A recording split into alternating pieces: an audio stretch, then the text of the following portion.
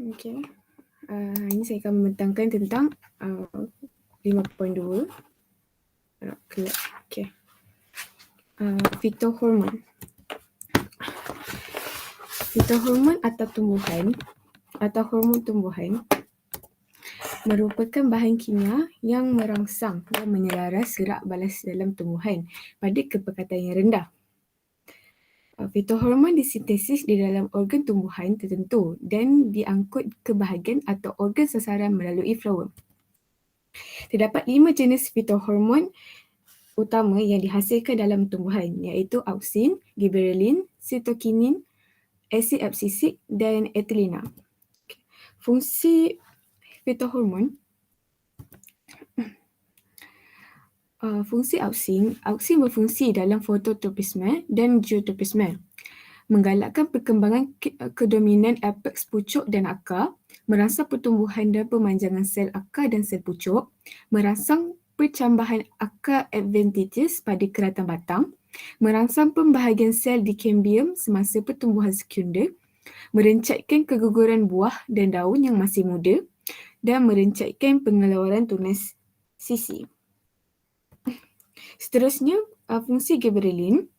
Giberelin menggalakkan pembahagian dan pemanjangan sel batang, merangsang perkembangan daun, bunga dan buah, merangsang perkembangan dan percambahan biji benih, menyebabkan pertumbuhan batang berbunga pada tumbuhan kerdil dan merencatkan perkembangan akar.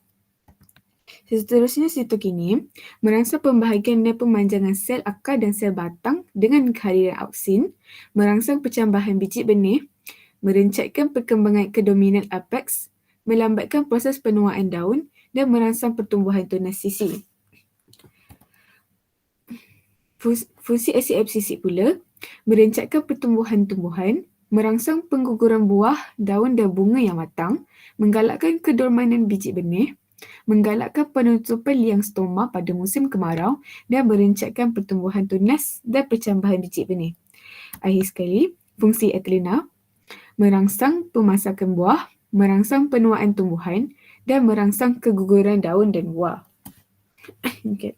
Kesan auksin terhadap gerak balas pertumbuhan. Tumbuhan bergerak balas terhadap rangsangan dalam bentuk pertumbuhan. Gerak balas pertumbuhan dikawal oleh auksin. So, korang boleh tengok gambar ni. So,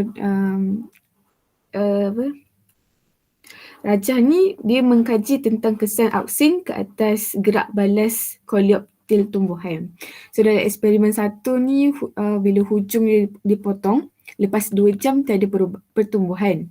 Dan selepas 2 jam lagi bila dia letak balik hujung koleoptil tumbuh tegak ke atas. Dalam eksperimen 2 pula, hujung koleoptil diletakkan di atas blok agar. And then lepas 2 jam, blok agar diletakkan pada koleoptil yang terpotong tu dan koleoptil tumbuh tegak ke atas. Dalam eksperimen 3, hujung koleoptil diletakkan di atas blok pagar juga, sama macam eksperimen kedua. Tapi lepas 2 jam diletakkan blok agar diletakkan pada bahagian sisi koleoptil dan hasilnya koleoptil membengkok. So daripada eksperimen ni, kita dapat tahu yang auksin yang disintesis pada hujung koleoptil merangsang pemanjangan sel. Taburan auksin mempengaruhi arah pertumbuhan pucuk. Kenapa? Sebab berdasarkan eksperimen kedua, taburan auksin yang sekata menyebabkan koleoptil tumbuh tegak ke atas. So kalau tengok balik, taburan yang sekata tu, bila blok agar tu sekata, koleoptil pun tumbuh ke atas, tegak ke atas. Macam berbeza dengan yang eksperimen ketiga. Bila blok agar letak kat hujung, dia membengkok lah. Bahagian yang menerima lebih banyak auksin memanjang dengan lebih cepat dan menyebabkan koleoptil membengkok ke arah sisi yang kurang atau tidak menerima auksin.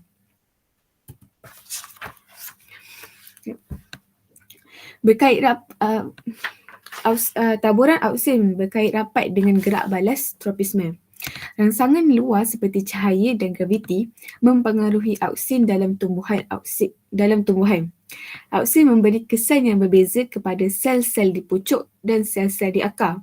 Kepekatan auksin yang tinggi merangsang pemanjangan sel di pucuk tetapi merencatkan sel di akar. So kalau tengok graf tu, bila kepekatan auksin tu tinggi, dia pemanjangan sel di kat pucuk dia memanjang. Tapi kalau untuk sel akar, dia merencatkan.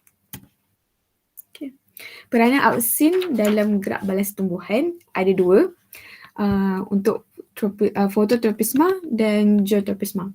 Okay, peranan auksin dalam fototropisma, arah gerak balas hujung pucuk bergantung kepada arah rangsangan cahaya. Taburan auksin pada pucuk adalah sekata jika didedahkan kepada cahaya dari semua arah, menyebabkan pucuk tumbuh tegak ke atas.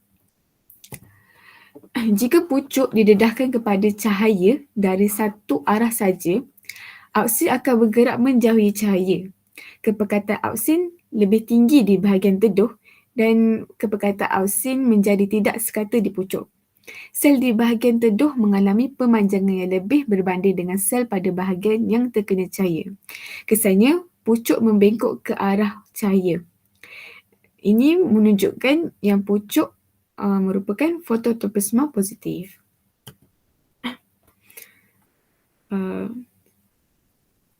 Okay. Peranan auksin dalam geotropisma. Biji benih bercambah di dalam tanah secara mendatar. Auksin berkumpul di bahagian pucuk dan akar disebabkan oleh tarikan graviti. Akar menunjukkan gerak balas geotropisma positif kerana tumbuh ke bawah mengikut arah tarikan graviti.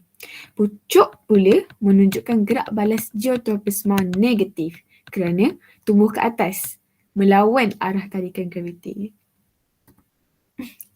So kalau tengok macam ni, yang atas ni pucuk dia, kepekatan auksin yang tinggi di bahagian bawah hujung pucuk merangsang pemanjangan sel, dan yang kat sini kepekatan auksin yang tinggi di bahagian bawah hujung akar merencat pemanjangan sel.